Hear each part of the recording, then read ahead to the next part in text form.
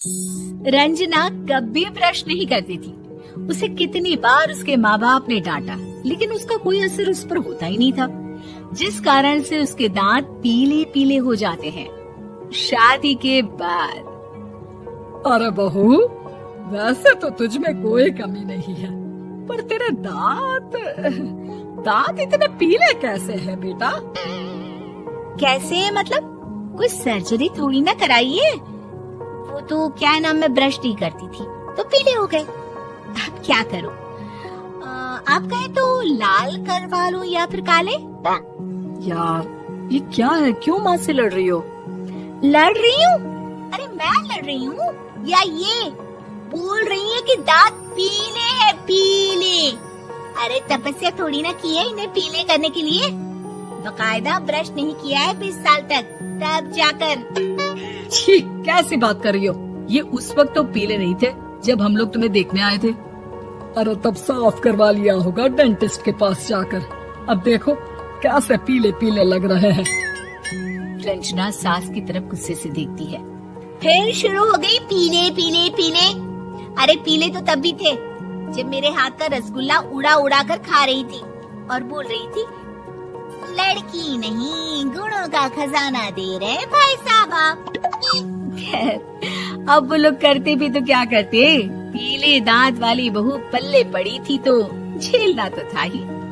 एक दिन कीर्तन में रंजना गाना गा रही थी। अरे कमला बहन, माँ का द्वार है, यहाँ तो सब शुद्ध होकर आते हैं, फिर अपनी बहू को ब्रश भी नहीं करवाती तुम। दूर से पीले पीले दांत भक्ति में बाधा उत्पन्न कर रहा है। अरे कोई 2 साल के बच्ची थोड़ी ना लेकर आई हूँ मैं बहू बनाकर। अच्छी खासी लड़की है, अरे कैसे करवाऊं ब्रश? ये तो उसे खुद करना चाहिए ना। अब माँ बाप तो इसके जैसे तैसे निपटा दिए, ये नहीं सोचा कि सास कैसे संभालेगी। सास बहू को लेकर घर आ जाती है, लेकिन सोच लेती है कि अब इसे लेकर कहीं नहीं जाएगी। अगले रोज बहू कहती है, अरे क्या हो गया, मंदिर नहीं जाना क्या? कीर्तन का वक्त हो रहा है। मेरी मधुर वाणी से कान्हा जी जागते हैं और सोते हैं। आप तो जानती है ना उनकी भक्ति में कितना मन लगता है मेरा। वो क्या है ना, तबीयत ठीक नहीं लग रही है मेरी, आराम करूंगी मैं। तबीयत ठीक नहीं लग रही? अभी तो मिथुन के गाने पर नाच रही थी आप, और अब बोल रही है कि तबीयत ठीक नहीं लग रही।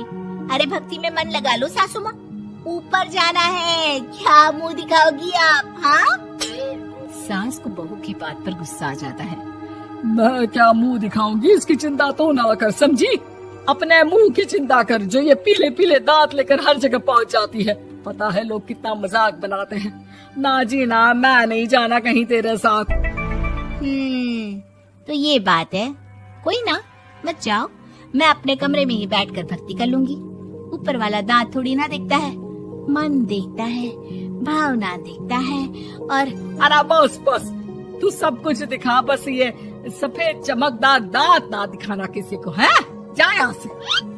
बहू को सास की बात का कोई फर्क नहीं पड़ता, वो तो जैसी थी वैसी ही रह जाती है। सुबह नहाकर किचन में खाना बनाना, फिर खाना खाना, कीर्तन भजन करना और सो जाना। एक दिन, माँ जी मैं सहेली के घर जा रही हूँ, शाम को लेट आऊंगी। हाँ, तो जाना, मैंने कौन सा तेरी आरती करनी है घर पर बैठकर। रंजना सहेली के घर जाती है, जहाँ वो पार्टी में जाने की तैयारी कर रही होती है। अरे शिखा, कहाँ जाने की तैयारी कर रही है? मैं गलत वक्त पर आ गई क्या? अरे नहीं यार, उल्टा सही वक्त पर आई है। मैंने ये साड़ी और ज्वेलरी निकाली है यार, शाम को इनके ऑफिस की एक पार्टी में जाना है। बताना कैसा लग रहा है ये सब?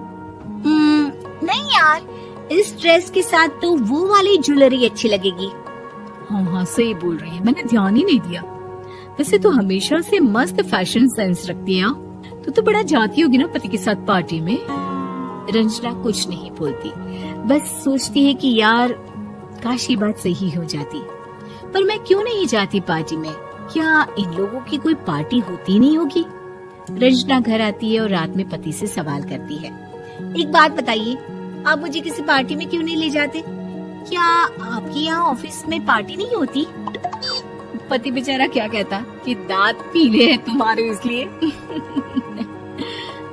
अरे कोई पार्टी होती नहीं हम लोगों के ऑफिस में, तो कहाँ से लेकर जाऊं? और मार्केट, मॉल, कहीं वीकेंड घूमना, कहीं तो। अरे यार, सारे हफ्ते में एक छुट्टी मिलती है, तो सोचता हूँ कि आराम ही कर लूं। क्यों? रंजना मन मार के रह जाती है। पहले कभी सास के साथ मंदिर जाया करती थी, लेकिन वो भी सास ने ले जाना बंद कर दिया। घर बैठी बैठी रंजना बोर हो जाती है। तभी उसे आइडिया आता है और वो मायके जाने का सोचती है। सासू माँ, 2 दिनों के लिए मम्मी के घर जा रही हूँ। अच्छा अच्छा, ठीक है, आराम से जा। और हाँ, माँ से कुछ अच्छी आदत सीख कर आना कि कैसे शरीर के हर भाग की तरह दांतों की सफाई भी जरूरी होती है, समझी? शुरू हो गई ना आप? वो लोग आपकी तरह नहीं है कि छोटी छोटी बात का बतंगड़ बना दे। उन लोगों के लिए मैं मायने रखती हूँ, ना कि मेरे पीले पीले दांत। रंजना माँ को बिना बताए उन लोगों को सरप्राइज देती है, लेकिन जैसे ही वो दरवाजे पर पहुँचती है, अंदर देखती है कि घर वाले कहीं जा रहे होते हैं। अब माँ, काश रंजना दीदी के दांतों वाली प्रॉब्लम नहीं होती, तो वो भी हम लोगों के साथ चलती ना बुआ जी की बेटी की शादी में।